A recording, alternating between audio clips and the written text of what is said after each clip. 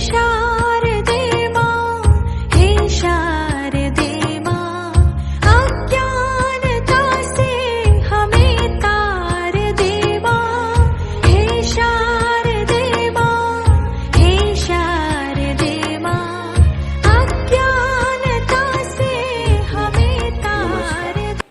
આજે આપણે ધોરણ 12 વિષય અર્થશાસ્ત્ર એની અંદર પ્રકરણ 2 વૃદ્ધિ અને વિકાસના નિદર્શકોનો અભ્યાસ કરીશું।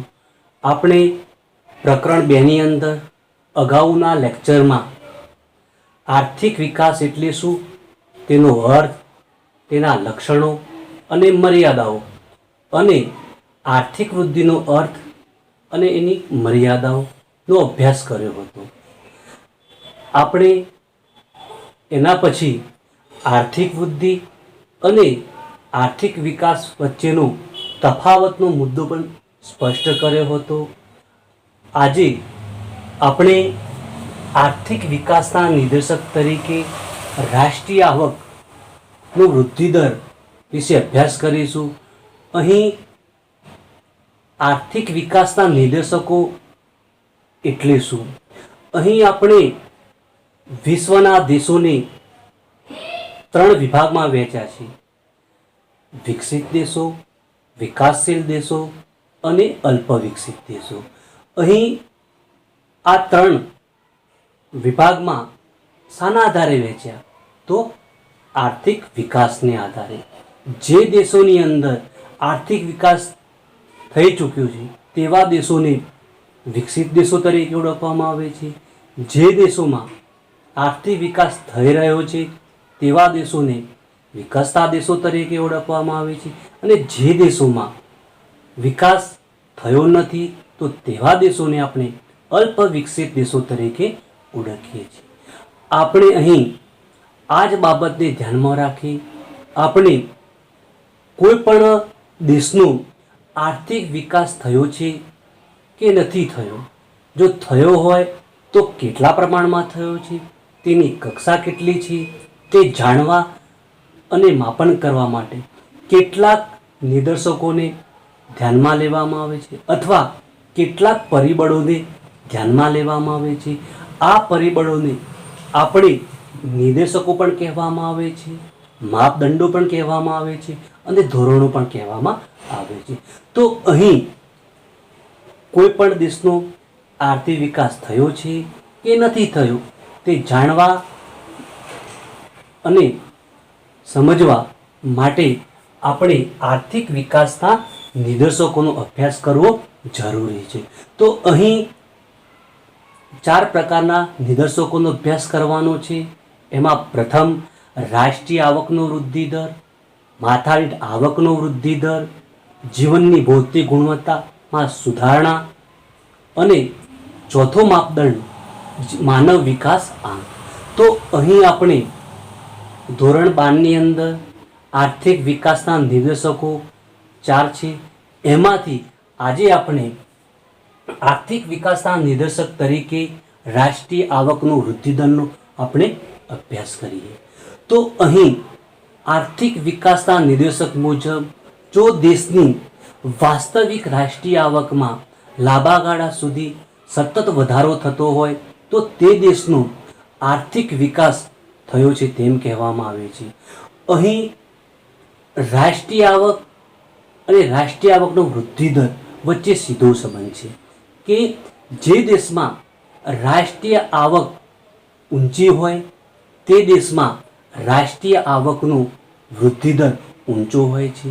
જે દેશમાં રાષ્ટ્રીય આવક ધીમા દરે વધતી હોય તો તે દેશમાં રાષ્ટ્રીય આવકનો વૃદ્ધિ દર ધીમા દરે વધે છે અને જે દેશમાં રાષ્ટ્રીય આવક વધતી નથી તો તે દેશમાં રાષ્ટ્રીય આવકનો વૃદ્ધિ દર સ્થગિત છે અથવા જે દેશમાં રાષ્ટ્રીય આવકમાં વધારો થતો નથી તો તે દેશમાં આર્થિક વિકાસમાં પીછેહટ કરી છે તેમ કહેવામાં આવે છે।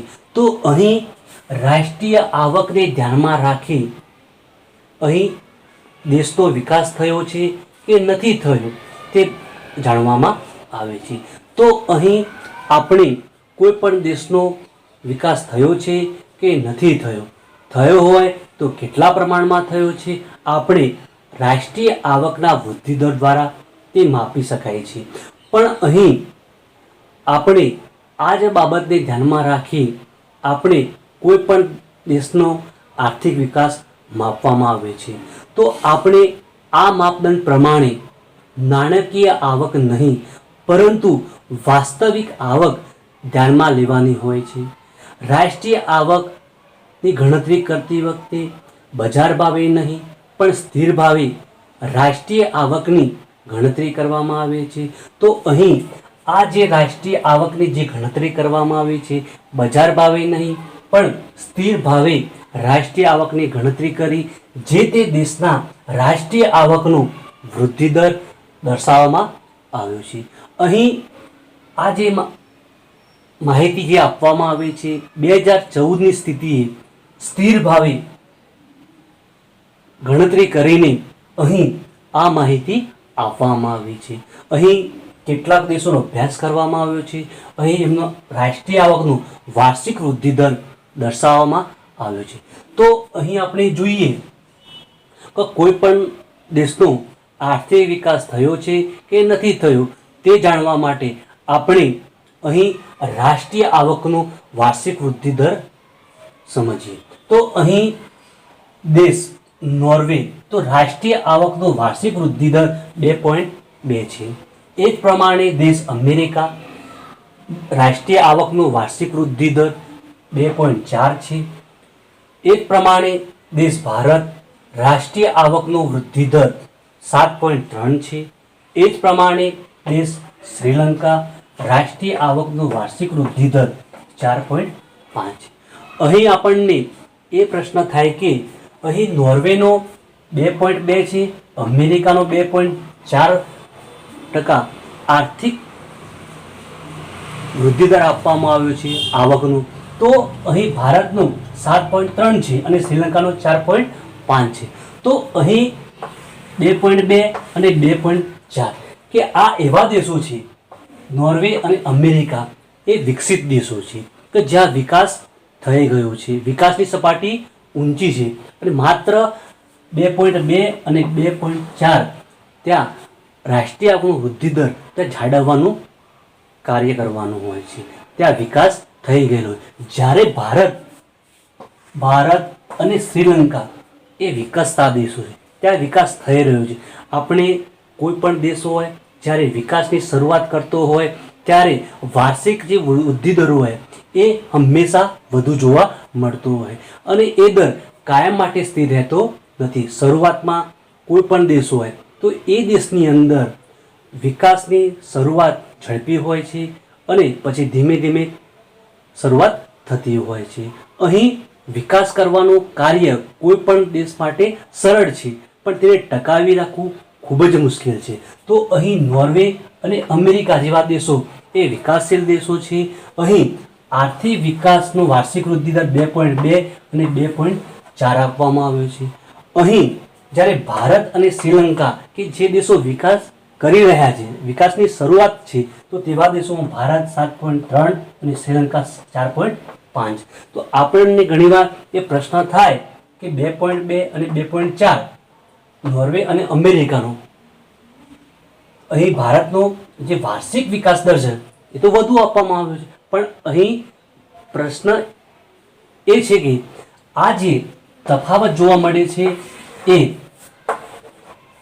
આ વિકસિત દેશો છે જ્યારે આ વિકાસશીલ દેશો છે. અહીં વિકાસશીલ દેશો શરૂઆતમાં આર્થિક વિકાસ કરતા હોય ત્યારે આર્થિક વિકાસનો વાર્ષિક વૃદ્ધિ દર ઝડપી હોય છે અને ભારતની અંદર આપણે જોયું 7.3 રાષ્ટ્રીય આવકનું વાર્ષિક વૃદ્ધિ દર આપવામાં આવ્યો છે, જ્યારે શ્રીલંકાનો 4.5 આપવામાં આવ્યો છે. તો અહીં જે રાષ્ટ્રીય આવકનું જે વૃદ્ધિ દર દર્શાવવામાં આવ્યો છે એમાં નોર્વે અને અમેરિકા કે જ્યાં આર્થિક વિકાસ થઈ ચૂક્યો છે, જ્યારે ભારત અને શ્રીલંકાનો જે રાષ્ટ્રીય આવકનું વાર્ષિક વૃદ્ધિ દર આપવામાં આવ્યો છે 7.3 અને 4.5 કે જ્યાં વિકાસ થઈ રહ્યો છે. અહીં આપણે કોઈ પણ દેશનો આર્થિક વિકાસ થયો છે કે નથી થયો તે જાણવા માટે આપણે આર્થિક વિકાસના નિદર્શક તરીકે રાષ્ટ્રીય આવકનો વૃદ્ધિ દર એક નિદર્શક તરીકે લેવામાં આવે છે. તો અહીં રાષ્ટ્રીય આવકનો વૃદ્ધિ દરના આધારે આપણે એ જાણી શકીએ છીએ કે કોઈ પણ દેશનો વિકાસ થયો છે કે નથી થયો. જો થયો હોય તો કેટલા પ્રમાણમાં થયો છે. તો આપણે અહીં રાષ્ટ્રીય આવકનો વૃદ્ધિ દરને ધ્યાનમાં રાખી કોઈ પણ દેશ વિકાસશીલ છે, વિકસિત છે કે અલ્પ વિકસિત છે તે જાણી શકીએ. આમ છતાં અહીં રાષ્ટ્રીય આવકનો વૃદ્ધિ દરમાં કેટલીક મર્યાદાઓ જોવા મળે છે. આ માપદંડ એ ચોક્કસ રીતે કોઈ પણ દેશનો વિકાસ થયો છે કે નથી થયો તે જાણી શકાતો નથી. અહીં રાષ્ટ્રીય આવકના વૃદ્ધિ દરમાં કેટલીક મર્યાદાઓ પણ જોવા મળે છે. તો આપણે મર્યાદાઓનો અભ્યાસ કરીએ. રાષ્ટ્રીય આવકની ગણતરીની મુશ્કેલી, વસ્તી, રાષ્ટ્રીય આવક ગણવાની જુદી જુદી પદ્ધતિઓ. તો અહીં કેટલીક મર્યાદાઓ જોવા મળે છે જેના કારણે રાષ્ટ્રીય આવકનો વૃદ્ધિ દર એ સાચો માપદંડ નથી. તો આપણે એમાંથી સૌપ્રથમ મર્યાદા જોઈએ રાષ્ટ્રીય આવકની ગણતરીની મુશ્કેલી. આપણે કોઈ પણ દેશ હોય એ દેશની અંદર રાષ્ટ્રીય આવકની જે ગણતરી થવી જોઈએ એમાં કેટલીક ખામીઓ રહેલી છે. તો એમાં કઈ કઈ ખામીઓ? તો બેવડી ગણતરી, સ્વવપરાશની વસ્તુઓ, ઘસારો જાણવાની મુશ્કેલી, ગેરકાયદેસરની આવકો, કરચોરી જેવી પ્રવૃત્તિઓ, નિરક્ષરતા, સાટા પદ્ધતિ, એક કરતાં વધુ વ્યવસાયમાં રોકાયેલા લોકો વગેરેને કારણે દેશની જે તે આવકનો ખ્યાલ આવી શકતો નથી. તો અહીં જો દેશની સાચી આવકનો જ ખ્યાલ ના આવી શકતો હોય તો રાષ્ટ્રીય આવકનો વૃદ્ધિ દર ક્યાંથી જાણી શકાય? તો અહીં કોઈ પણ દેશની રાષ્ટ્રીય આવક કે રાષ્ટ્રીય આવકનો વૃદ્ધિ દર જાણી શકાતો નથી.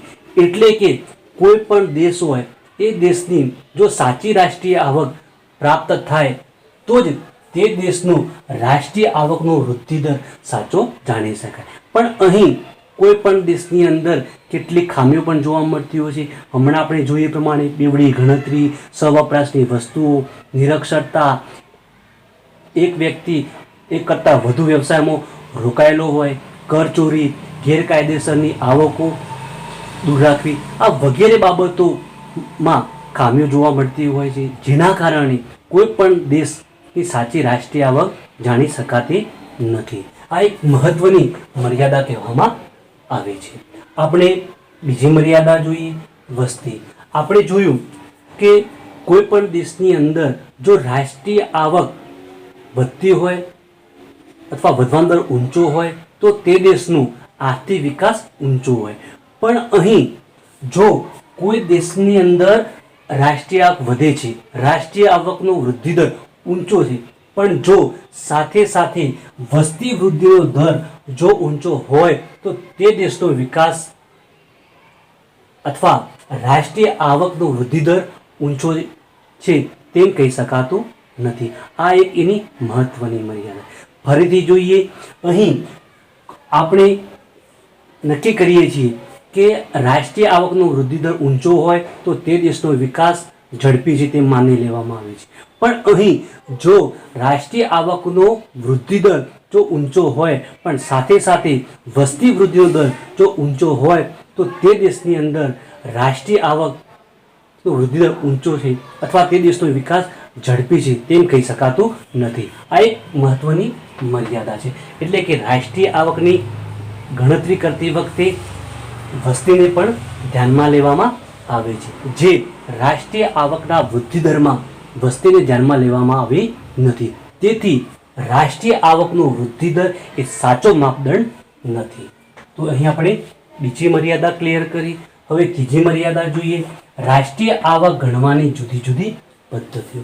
આપણને ખ્યાલ છે ધોરણ 11 ની અંદર આપણે શીખી ગયા કે રાષ્ટ્રીય આવક ની ગણતરી કરવાની કેટલી પદ્ધતિઓ છે? તો 3 પદ્ધતિઓ: આવક પદ્ધતિ, ઉત્પાદન પદ્ધતિ અને ખર્ચ પદ્ધતિ. આપણે વિશ્વના તમામ દેશોની અંદર કોઈ એક પદ્ધતિ અપનાવવામાં આવતી નથી. અહીં દરેક દેશ પોતે અલગ અલગ પદ્ધતિએ રાષ્ટ્રીય આવકની ગણતરી કરતા હોય છે. અહીં કોઈ દેશ ઉત્પાદનની પદ્ધતિ અપનાવે, કોઈ દેશ આવકની પદ્ધતિ અપનાવે, કોઈ દેશ ખર્ચની પદ્ધતિ અપનાવે. તો અહીં જ્યારે આપણે આંતરરાષ્ટ્રીય કક્ષાએ જ્યારે રાષ્ટ્રીય આવકની જ્યારે તુલના કરવાની હોય છે ત્યારે ચોક્કસ રીતે મૂલ્યાંકન કરી શકાતું નથી, કારણ કે દરેક દેશની રાષ્ટ્રીય આવકની ગણતરીની પદ્ધતિઓ કેવી છે? અલગ અલગ છે. તેથી રાષ્ટ્રીય આવકનો વૃદ્ધિ દર કોઈ પણ દેશનો સાચો જાણી શકાતો નથી. અહીં દરેક પદ્ધતિની મર્યાદાઓ રહેલી છે. આવક પદ્ધતિની મર્યાદાઓ જોવા મળે છે, ઉત્પાદન પદ્ધતિની મર્યાદાઓ જોવા મળે છે, ખર્ચ પદ્ધતિની મર્યાદાઓ જોવા મળે, જેના કારણે આંતરરાષ્ટ્રીય કક્ષાએ સાચી રાષ્ટ્રીય આવક જાણી શકાતી નથી. આ એક એની મહત્વની મર્યાદા છે. તો અહીં રાષ્ટ્રીય આવકનો વૃદ્ધિ દર એ કોઈ પણ દેશનો વિકાસ થયો છે કે નથી થયો, થયો હોય તો કેટલા પ્રમાણમાં થયો છે તે જાણી શકાતો નથી. તો અહીં રાષ્ટ્રીય આવકનો વૃદ્ધિ દર એ આર્થિક વિકાસના નિર્દેશક તરીકે એક સાચો માપદંડ નથી. આપણે અહીં આર્થિક વિકાસના 4 નિર્દેશકો છે. એમાંથી આપણે પ્રથમ નિર્દેશક રાષ્ટ્રીય આવકનો વૃદ્ધિ દરનો આપણે અભ્યાસ કર્યો. હવે આપણે બીજા નિર્દેશક તરીકે માથાદીઠ આવકનો વૃદ્ધિ દર વિશે આપણે અભ્યાસ કરીએ. આપણે આર્થિક વિકાસના નિર્દેશક તરીકે માથાદીઠ આવકનો વૃદ્ધિ દર જે બીજો નિર્દેશક છે. અહીં આપણે માથાદીઠ આવક એટલે કે સરેરાશ આવક. અહીં માથાદીઠ આવક એટલે કે દેશની કુલ રાષ્ટ્રીય આવકની કુલ જનસંખ્યા વડે ભાગતા આપણને જે આવક પ્રાપ્ત થાય છે તેને માથાદીઠ આવક કહેવામાં આવે છે. અહીં વિભાગ બીની અંદર ટૂંકો પ્રશ્ન ઘણીવાર પૂછવામાં આવતો હોય છે કે માથાદીઠ આવક એટલે શું? તો માથાદીઠ આવક એટલે કે દેશની કુલ રાષ્ટ્રીય આવકની કુલ જનસંખ્યા વડે ભાગતા જે આવક પ્રાપ્ત થાય છે તેને માથાદીઠ આવક કહેવામાં આવે છે. માથાદીઠ આવકને આપણે સરેરાશ આવક પણ કહેવામાં આવે છે.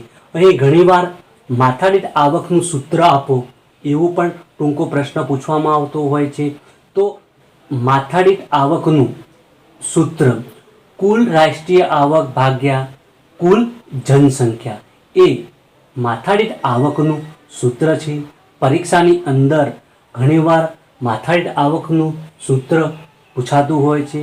એટલે ફરીથી આપણે જોઈએ, કુલ રાષ્ટ્રીય આવક ભાગ્યા કુલ જનસંખ્યા એ એનું સૂત્ર છે.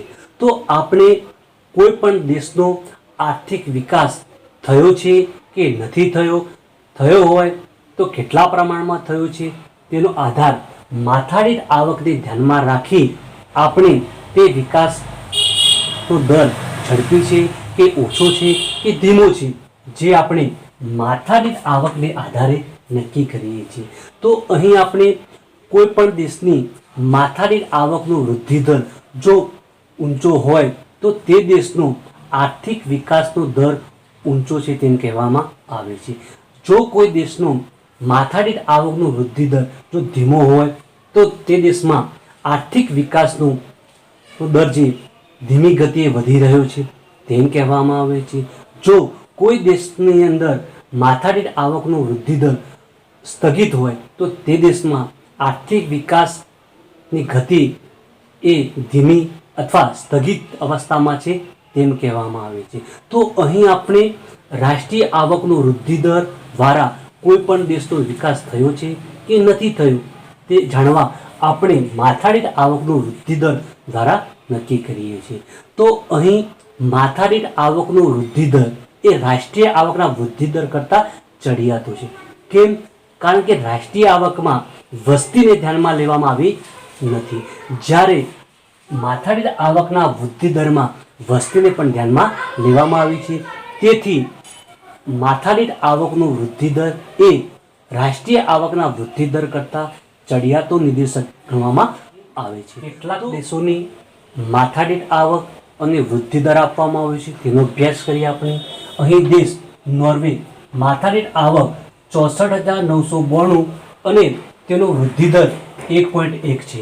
જ્યારે દેશ અમેરિકા માથાદીઠ આવક 52,947, વૃદ્ધિ દર 1.6 આપવામાં આવેલો છે.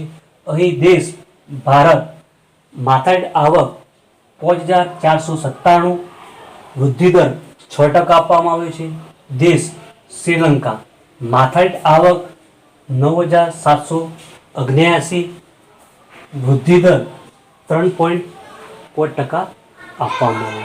તો અહીં જુદા જુદા દેશોમાં અહીં માથાદીઠ આવક કેટલી છે અને એનો વૃદ્ધિ દર કેટલો છે તે આપવામાં આવે. અહીં આ જે ગણતરી કરવામાં આવી છે, અહીં બજાર ભાવે નહીં પણ 2014ની સ્થિતિને ધ્યાનમાં લઈ સ્થિર ભાવે અહીં માથાદીઠ આવકની ગણતરી કરવામાં આવેલી છે. અહીં આ જે ગણતરી કરવામાં આવી છે એ અમેરિકાના ડોલરમાં કરવામાં આવેલી છે. સમખરીદ શક્તિના સિદ્ધાંત. સમખરીદ શક્તિનો સિદ્ધાંત એટલે શું કે જે દેશમાં જે ચલણ ચાલતું હોય તો એ પ્રમાણે નહીં પણ એ ચલણને ડોલરમાં રૂપાંતર કરી અહીં માથાદીઠ આવક ધ્યાનમાં લેવામાં આવી છે, એ પણ ડોલરમાં. તો અહીં આપણે જોઈએ કે નોર્વે અને અમેરિકાનો વૃદ્ધિ દર કેટલો છે? 1.1 અને 1.6 છે. જ્યારે ભારત અને શ્રીલંકાનો વૃદ્ધિ દર આપણે જોઈએ 6.6% અને 3.4% આપવામાં આવે. આપણે જોઈએ તો નોર્વે અને અમેરિકા જેવા દેશોની અંદર જ્યાં વિકાસ થઈ ગયેલો છે તો તેવા દેશોને આપણે વિકસિત દેશો તરીકે ઓળખવામાં આવે છે. ત્યાં વૃદ્ધિ દર 1.1 અને 1.6 આપવામાં આવેલો છે. એ જ પ્રમાણે અહીં ભારત અને શ્રીલંકા કે જ્યાં વિકાસ થઈ રહ્યો છે તો તેવા દેશોની અંદર વૃદ્ધિ દર 6 અને 3.5 આપવામાં આવેલો છે. તો અહીં આપણે જોઈએ કે 6 અને 3.5 એ 1.1 અને 1.6 કરતાં વધુ છે. તો એવું કેમ? કારણ કે નોર્વે અને અમેરિકાની અંદર વિકાસ થઈ ગયેલો છે. ત્યાં માત્ર વૃદ્ધિ દર જાળવવાનો પ્રયત્ન કરવામાં આવે છે, જ્યારે ભારત અને શ્રીલંકાની અંદર અહીં વિકાસ થઈ રહ્યો છે. તેથી અહીં તફાવત જોવા મળે છે. તો અહીં ભારત અને શ્રીલંકા એ વિકસતા દેશો છે, જ્યારે નોર્વે અને અમેરિકા એ વિકાસશીલ દેશો છે જ્યાં વિકાસ થઈ ગયો છે. તો અહીં આપણે આર્થિક વિકાસના નિર્દેશક તરીકે માથાદીઠ આવકનો વૃદ્ધિ દરનો અભ્યાસ કર્યો. અહીં આપણે માથાદીઠ આવક એટલે શું, માથાદીઠ આવકનું સૂત્ર એટલે શું, માથાદીઠ આવક અને વિકાસનો દર વચ્ચે જે સીધો સંબંધ છે આપણે તેનો અભ્યાસ કર્યો. તો અહીં માથાદીઠ આવક વધુ હોય તો આર્થિક વિકાસનો દર કેવો હોય? વધુ હોય. જો માથાદીઠ આવકનો ઓછી હોય તો આર્થિક વિકાસનો દર કેવો હોય? ધીમો હોય. તો આપણે એ બાબતનો અભ્યાસ કર્યો. અહીં આપણે કેટલાક દેશો આપવામાં આવ્યા હતા. એ દેશોની અંદર માથાદીઠ આવકનું પ્રમાણ જે ડોલરમાં એટલે કે સમખરીદ શક્તિના સિદ્ધાંત દ્વારા આપવામાં આવેલું હતું અને તે દેશોનું વૃદ્ધિ દર કેટલો છે આપણે તેનો અભ્યાસ કર્યો. આપણે અહીં જેવી રીતના રાષ્ટ્રીય આવકના નિર્દેશકનો અભ્યાસ કર્યો હતો અને તેની કેટલીક મર્યાદાઓ જોવા મળતી હતી, અહીં પણ જે આર્થિક વિકાસના નિર્દેશક તરીકે માથાદીઠ આવકની અંદર પણ કેટલીક મર્યાદાઓ જોવા મળે છે. આપણે મર્યાદાઓનો પણ અભ્યાસ. માથાદીઠ આવકના વૃદ્ધિ દરમાં પણ કેટલીક મર્યાદાઓ જોવા મળે છે. તો આપણે જોઈએ માત્ર અંદાજો, માથાદીઠ આવક ગણવાની મુશ્કેલી, માથાદીઠ આવક માત્ર સરેરાશ દર્શાવે છે. અહીં આ મર્યાદાઓમાંથી આપણે પ્રથમ મર્યાદા વિશે વાત કરીએ, માત્ર અંદાજો. તો અહીં આપણે દેશની રાષ્ટ્રીય આવકની ગણતરી દર વર્ષે કરવામાં આવે છે, જ્યારે વસ્તીની ગણતરી ભારત જેવા દેશની અંદર 10 વર્ષે કરવામાં આવે છે. એટલે કે આપણે રાષ્ટ્રીય આવકની સાચી માહિતી મેળવી શકીએ છીએ, પણ વસ્તીના સાચા આંકડા મેળવી શકતા નથી. માત્ર અંદાજ આપી અને જે તે વર્ષની અંદર કેટલી વસ્તી છે તે નક્કી કરી દેવામાં આવતું હોય છે. એટલે કે માથાદીઠ આવકના વૃદ્ધિદરનો જે સાચો આંક મળવો જોઈએ તે મળી શકતો નથી. કારણ કે રાષ્ટ્રીય આવકની ગણતરી દર વર્ષે કરવામાં આવે છે, જ્યારે વસ્તીની ગણતરી 10 વર્ષે કરવામાં આવે છે. એટલે કે માત્ર આપણે વસ્તીનું પ્રમાણ કેટલું છે એક માત્ર અંદાજિત આંકડો દર્શાવી અને એની ગણતરી કરવામાં આવતી હોય છે. એટલે કે આર્થિક વિકાસના નિર્દેશક તરીકે અહીં આ એક મહત્વની મર્યાદા છે. માત્ર અંદાજો મેળવવામાં આવે છે અને તેની ગણતરી કરવામાં આવે છે. તો આ એક એની મહત્વની મર્યાદા છે.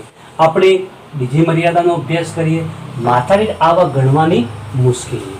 તો અહીં માથાદીઠ આવકની જે ગણતરી કરવામાં આવે છે એ સ્થિર ભાવે ગણતરી કરવી કે બજાર ભાવે કરવી તે ચોક્કસ સ્પષ્ટ કરવામાં આવતું નથી. એટલે કે ગણતરી કઈ ના કરવી એક આ એનો મહત્વનો પ્રશ્ન રહેલો છે. એટલે કે માથાદીઠ આવકની આ બીજી મર્યાદા જોવા મળે છે. ત્રીજી મર્યાદા જોઈએ કે માથાદીઠ આવક માત્ર સરેરાશ દર્શાવે છે. તો અહીં આપણે માથાદીઠ આવક એટલે કે કુલ રાષ્ટ્રીય આવકને કુલ જનસંખ્યા વડે ભાગવાથી જે આવક મળે છે તેને માથાદીઠ આવક કહેવામાં આવે છે. માથાદીઠ આવકને આપણે સરેરાશ આવક પણ કહેવામાં આવે છે. પણ જો